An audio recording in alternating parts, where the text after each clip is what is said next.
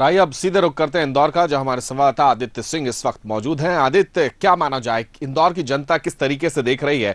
अभी तक 6 सिलेंडर मिल रहे थे साल में और अब बढ़ाकर उसे 9 कर दिया गया है। हालांकि कांग्रेस शासित राज्यों में ये पहले ही बढ़ाकर 9 कर दिए गए थे, लेकिन अब बाकी के राज्यों में भी 9 सिलेंडर मिलेंगे। इंदौर की जनता का क्या कहना है इस पर?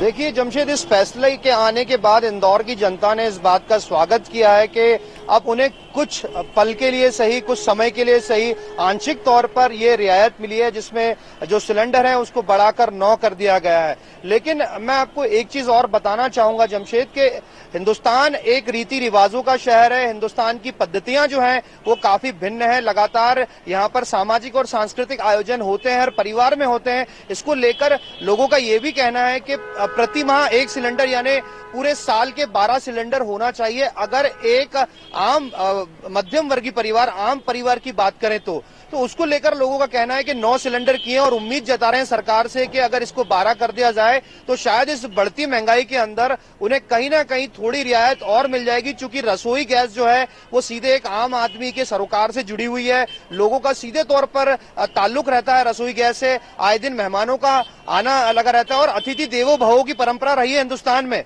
तो शायद ये अतिथि देवो भव की परंपरा को कायम रखने के लिए उन्हें 12 सिलेंडरों की जरूरत है, ऐसा इंदौर की जनता का मानना है। उधर दूसरी ओर अगर बात की जाए तो जो हाल ही में मामला सामने आया है कि डीजलों के दाम जो है आने वाले समय में बढ़ा दिए जा सकते हैं, पेट्रोलियम कंपनियों के हवाले कर दिया गया है। सरकार ने करीब 9 रुपए का घाटा बताया जा रहा था पेट्रोलियम कंपनियों को। इसको लेकर अब सरकार ने जो रुख अख्तियार किया है और खुली छूट दी है पेट्रोलियम कंपनी को, इसको लेकर जो 9 रुपए से 12 रुपए तक जो डीजल के भाव बढ़ने की बात सामने आई है, कहीं ना कहीं जमशेद इंदौर के लोग इससे खासे नाखुश हैं। क्योंकि बढ़ती महंगाई में जहां एक और सरकार ने रियायत देने की बात कही है, वहीं दूसरी ओर जो है एक झटका जो है वो बड़े पैमाने लग सकता है। क्या लगता है यहाँ पर जो महंगाई के हो रहा है उसमें डीजल के भाव 9 से 12 रुपए तक बढ़ने जा रहे हैं, क्या इसमें बढ़ती महंगाई में कितना नुकसान हो पाएगा इससे? नुकसान तो बहुत हो रहा है, आम जनता को बहुत परेशान। ये मेरा एक कहना है कि ये बीजेपी हो या कांग्रेस हो, जब इन लोगों के लिए भत्ते या कोई इनके लिए बारे में सोचा तो एक बहुमत हो जाते और ये जनता के बारे में कुछ भी नहीं सोचे। दिन पर दिन बढ़ाया जा रहा है, महंगाई कितनी हो रही है आम आदमी के लिए। तो डीजल से जो ट्रक होते हैं, ट्रांसपोर्टेशन होते हैं, उसका भाव बढ़ेगा, महंगाई बढ़ेगी। नए बजट में जो है 9 से 12 रुपए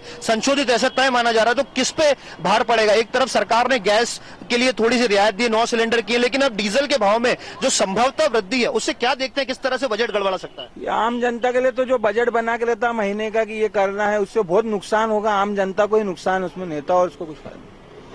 तो यहाँ पर जमशेद एक बहुत तयशुदा बात है कि एक और जहां पर रियायत देने की बात की गई है, 9 सिलेंडर करे हैं, यहां पर ये एक आंशिक रियायत के तौर पे देखा जा रहा है। लेकिन अगर संभावित तौर पे डीजल के दाम 9 से 12 रुपए बढ़ते हैं तो निश्चित तौर पे ना सिर्फ सफर महंगा होगा, लेकिन रोजमर्रा का जो साजो सामान है, आम सामान है, ट्रांसपोर्ट व्यवस्था है, वो पूरी तरह से जो है वो महंगाई की भेंट चढ़ जाएगी। और डीजल में लगी आग हिंदुस्तान के जो महंगाई का ग्राफ है, जिसे सरकार नियंत्रण करने का दावा करती है, उसे एक बार फिर भड़का देगी। जमशेद, बहुत शुक्रिया आपका आदित्य इस जानकारी के लिए। तो इंदौर की जनता जहां एक तरफ खुश है आम लोगों की तरह, वहां पर जिस तरीके से 9 सिलेंडर कर दिए गए हैं, वहीं इस बात को लेकर भी नाराजगी, रोष साफ तौर पर झलक रहा है कि अगर 9 से 12 रुपए डीजल महंगा होता है तो बाकी की चीज़ों में कितनी महंगाई बढ़ेगी, सब्जियां कितनी महंगी होंगी, दूसरे ट्रांसपोर्टेशन बढ़ जाएगा, महंगा हो जाएगा।